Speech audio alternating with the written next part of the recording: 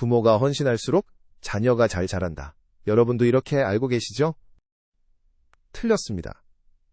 정확히 말하면 부모의 통제적인 헌신이 반복될 경우 자녀의 뇌는 오히려 가장 빠르고 치명적으로 망가집니다. 수많은 심리학 연구와 뇌과학적 데이터에 따르면 부모의 과도한 자기희생 아래서 자란 아이들의 상당수가 성인이 된 후 심각한 무기력증이나 불안장애를 겪습니다. 반면 적절한 거리두기를 실천한 부모의 자녀들은 놀라운 회복 탄력성을 보입니다.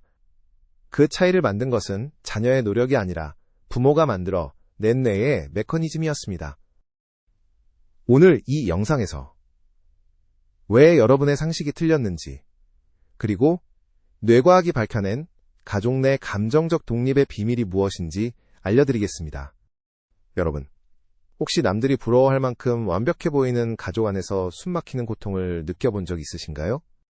정작 집문을 여는 순간 알 수 없는 답답함에 짓눌리는 경험 말입니다. 이것을 심리학에서는 연극적 가족이라고 부릅니다. 연극적 가족이란 가족 구성원 모두가 각자의 진짜 감정은 철저히 숨긴 채 부모가 정해놓은 이상적인 가족이라는 무대 위에서 완벽한 배역을 연기하는 시스템입니다. 이 무대 위에서 부모는 모든 것을 바쳐 희생하는 헌신자의 배역을, 자녀는 그 희생에 보답하여 자랑이 되어야 하는 완벽한 자녀의 배역을 맡습니다. 첫째, 가족과 함께 있을 때보다 혼자 있을 때 더 큰 안도감을 느끼시나요? 본문의 뇌과학 세계로 들어가기 앞서 가족의 연락처가 화면에 뜨는 것만으로 심장이 내려앉는다면 당신의 심리적 영토가 침범당한 것입니다. 부모님 앞에만 서면 5살 아이가 되어버리는 현상. 그것은 단순한 기분 탓이 아닙니다. 우리 뇌의 편도체는 생존과 공포를 관장하는 알람센터입니다. 정서적 위협에 즉각적으로 반응하죠. 내가 널 어떻게 키웠는데? 라는 부모의 한숨은 뇌에게 생존의 위협으로 전달되어 편도체를 과활성화시킵니다. 알람이 울리기 시작하면 우리 몸은 비상사태에 돌입하며 이성을 마비시킵니다. 이때 우리 뇌는 글루코코르티코이드라는 강력한 스트레스 호르몬을 뿜어내기 시작합니다. 이 호르몬 폭격은 뇌가 스스로를 치유하는 능력인 신경 가소성을 완전히 차단해버립니다. 지속적인 스트레스는 뇌의 회로를 고착화시켜 변화를 거부하게 만듭니다. 가장 큰 치명상을 입는 곳은 기억과 감정 조절의 핵심, 해마입니다. 실제 MRI 사진을 보면 통제적인 부모 아래 자란 아이들의 해마 부피는 눈에 띄게 위축되어 있습니다. 해마가 쪼그라들면 과거의 트라우마와 현재의 안전을 구분하지 못하게 됩니다. 여기에 이완을 담당하는 미주신경마저 얼어붙은 상태로 고장납니다. 부모 앞에서는 숨소리조차 편히 내지 못하고 만성위장장애를 겪는 이유가 이 신체적 마비 때문입니다. 이제 뇌의 사령탑인 전두엽의 기능마저 마비됩니다. 논리적 사고가 불가능해지는 거죠. 전두엽에 분포한 스트레스 수용체들이 하향 조절 상태에 빠지면 뇌는 더 이상 브레이크를 밟지 못합니다. 브레이크가 파열된 자동차처럼 스스로 생각하고 결정하는 주도성을 완전히 상실하게 됩니다. 때로는 부모를 향해 폭발적인 분노가 터져나오기도 합니다. 하지만 이건 나빠서가 아닙니다. 영토를 지키려는 전두엽의 건강한 반발이자 뇌가 스스로를 지키기 위해 필사적으로 싸우는 증거입니다. 에드트로닉 애무표정 실험은 정서적 단절이 뇌에 얼마나 큰 공포를 주는지 잘 보여줍니다. 부모의 차가운 침묵이나 죄책감을 유발하는 한숨은 수선되지 않은 감정적 균열을 남깁니다. 이제 여러분은 부모의 눈치만 살피는 감정의 노예로 전락하게 된 것입니다. 보이지 않는 투명한 벽에 갇힌 채 자신의 목소리를 내는 것을 두려워하게 되죠.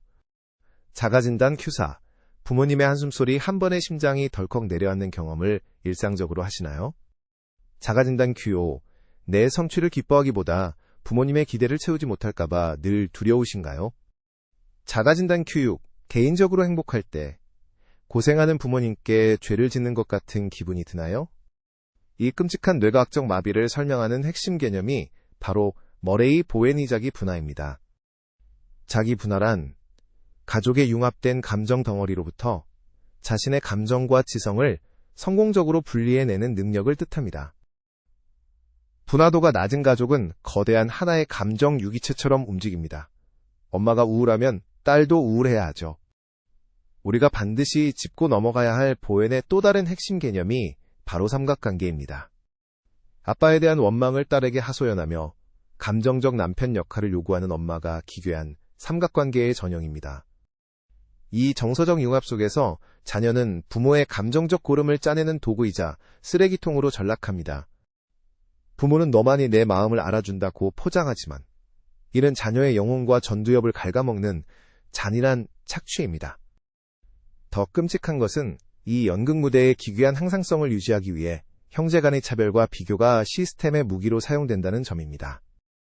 연극적 가족은 필연적으로 한 명이 착한 아이와 한 명이 문제아를 만들어냅니다. 형제 간의 질투와 경쟁을 교묘하게 조장해 자녀들이 부모의 권위 아래 영원히 종속되도록 통제하는 것입니다. 결국 이 집안에서 온전한 자아를 가진 승자는 아무도 없게 됩니다. 그러나 여러분, 뇌과학의 관점에서 단호하게 말씀드립니다. 가족의 기대를 저버리는 것은 배신이 아니라 독립을 향한 첫 호흡입니다. 나의 감정과 타인의 감정을 분리하는 것. 부모의 삼각관계에서 과감히 빠져나오는 것은 전두엽이 해내야 할 과업입니다. 지금까지 당신이 사랑이라 믿었던 것이 사실은 정서적 지배였다면 어떻게 하시겠습니까? 부모의 헌신이 자녀의 통제권과 교환되는 순간, 그것은 더 이상 사랑이 아니라 폭력입니다. 부모가 내 청춘을 다 바쳤다고 말하며 심리적 영토를 침범할 때, 자녀는 자신의 꿈조차 스스로 결정하지 못하게 됩니다. 전두엽이 주도성을 발휘할 기회를 영원히 박탈당하는 것입니다. 질문입니다.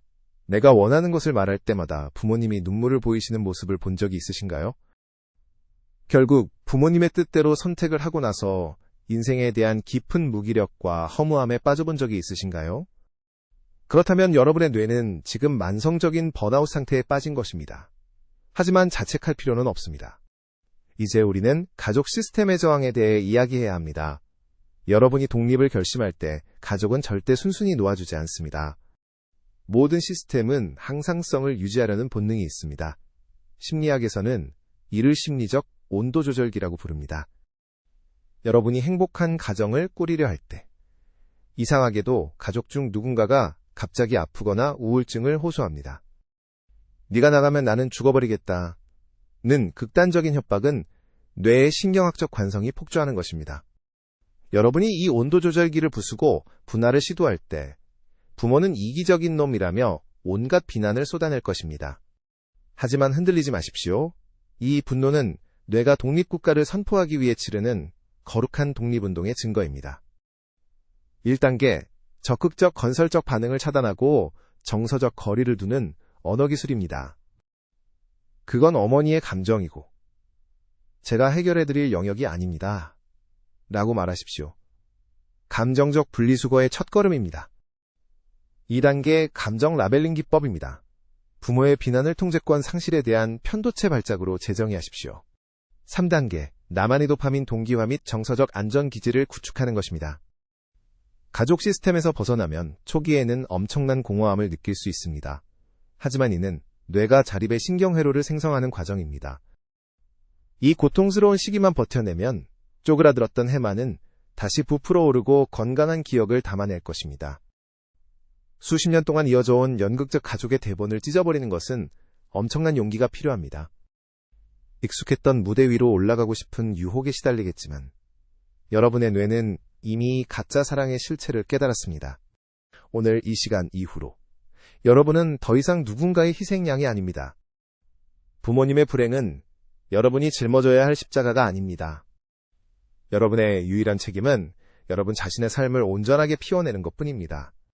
영상이 끝날 때 당신은 부모의 대본이 아닌 당신만의 삶을 쓰기 시작할 것입니다. 여러분의 전두엽이 자유를 누리며 독립적이고 찬란한 나만의 심리적 영토를 다져나가기를 응원합니다. 오늘 영상이 도움되셨다면 구독과 좋아요 부탁드립니다. 마인드 해커였습니다.